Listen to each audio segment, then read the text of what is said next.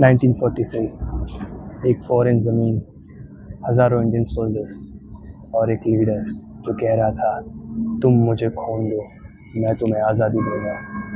ये scene India में नहीं, सिंगापुर में हुआ था। आज हम उसी कहानी को डिटेल में समझेंगे, कैसे सिंगापुर इंडिया की फ्रीडम स्ट्रगल का एक साइलेंट लेकिन पावरफुल सेंटर बना। इस वीडियो में हम सिर्फ नाम या डेट्स नहीं बताएंगे, बल्कि समझाएंगे कि कैसी एक मॉडर्न सिटी के पीछे इंडिया की आज़ादी का इम्पोर्टेंट चैप्टर छुपा हुआ है। जब हम आज के सिंगापुर को देखते हैं तो हम सिर्फ एक डिसिप्लिन ग्लोबल सिटी देखते हैं, लेकिन सेकेंड वर्ल्ड वॉर के टाइम ये जगह सिर्फ एक ट्रेडिंग पॉइंट नहीं थी, ये ब्रिटिश एम्पायर का एक इम्पोर्टेंट मिलिट्री बेस थी। 1943 में सुभाष चंद्र बोस सिंगापुर आए। उन्होंने आईएनए को सिर्फ रिकॉग्नाइज नहीं किया, बल्कि उन्हें एक डिसिप्लिन फाइटिंग फोर्स बनाया। सिंगापुर आईएनए का हेडक्वार्टर्स बना। प्लानिंग, ट्रेनिंग और स्ट्रेटजी यहीं से ऑपरेट होती थी। यहीं से उनका आइकॉनिक स्लोगन दुनिया तक गया, तुम मुझे खून दो, मैं तुम्हें आज़ादी दूंगा। ये सिर्फ एक लाइन नहीं थी, ये एक कमिटमेंट थी जो हज़ारों लोगों ने फॉलो की। आईएनए का एक बहुत ही इम्पोर्टेंट हिस्सा था Rani of Jhansi regiment. Rani of Jhansi regiment ये एशिया का पहला ऑल वुमेन कॉम्बैट यूनिट था। इस रेजिमेंट की ट्रेनिंग भी सिंगापुर और साउथ ईस्ट एशिया के रीजन में हुई थी।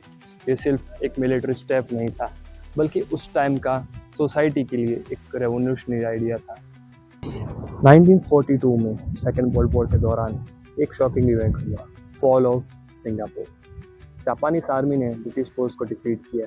ब्रिटिश एम्पायर जो खुद को अनडिफीटेड मानता था, एशिया में पहली बार इतना बैडली हार गया। इस डिफीट का इम्पैक्ट सिर्फ सिंगापुर तक लिमिटेड नहीं था, ये पूरे एशिया के लिए एक साइकोलॉजिकली टर्निंग पॉइंट बना। इस मूवमेंट ने इंडियन फाइटर्स को ये दिखाया कि ब्रिटिश रूल को चैलेंज किया जा सकता है। सिंगापुर में हज़ारों Indian soldiers British Indian army का हिस्सा थे। जब ब्रिटिश सरेंडर हुए, ये सोल्जर्स जापानीज कस्टडी में आए। यहाँ से इंडियन नेशनल आर्मी यानी कि आईएनए का कॉन्सेप्ट उभरा। आईएनए का एम सिंपल था, ब्रिटिश रूल के खिलाफ आर्म रेसिस्टेंस और इंडिया की आज़ादी। सिंगापुर और इंडिया का कनेक्शन ब्रिटिश कॉलोनियल पीरियड से शुरू होता है। 1800 के टाइम जब सिंगापुर ब्रिटिश एम्पायर का हिस्सा था, बहुत सारे इंडियंस यहाँ लाए गए as a soldiers, dock workers, clerks और ट्रेडर्स।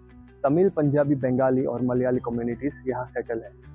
इसी वजह से आज भी सिंगापुर की पॉपुलेशन और कल्चर में इंडियन इन्फ्लुएंस क्लियर देखा जा सकता है। टेम्पल्स, मॉस्क, लैंग्वेज और यहाँ की फूड भी इंडियन कल्चर से भरा हुआ है। वॉर के बाद ब्रिटिश गवर्नमेंट ने आईएनए ऑफिसर पर ट्रायल्स चालू किए, लेकिन ये ट्रायल्स का इफेक्ट उल्टा पड़ा है। इंडिया में पब्लिक सपोर्ट आईएनए के फेवर में आ गया।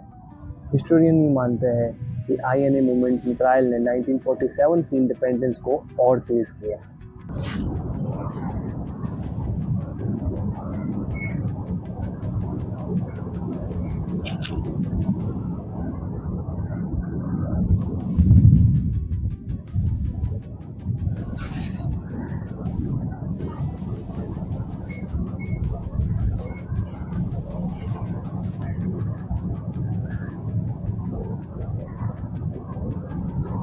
आज India and Singapore trade, culture, defence और एजुकेशन में बहुत ही क्लोज पार्टनर है। जब आप सिंगापुर के स्ट्रीट पर चलते हो तो याद रखिए, ये एक ऐसी ज़मीन है जहां इंडिया की आज़ादी का एक इम्पोर्टेंट चैप्टर लिखा गया है। हिस्ट्री को याद रखना ज़रूरी है, क्योंकि बिना हिस्ट्री के प्रेजेंट अधूरा होता है।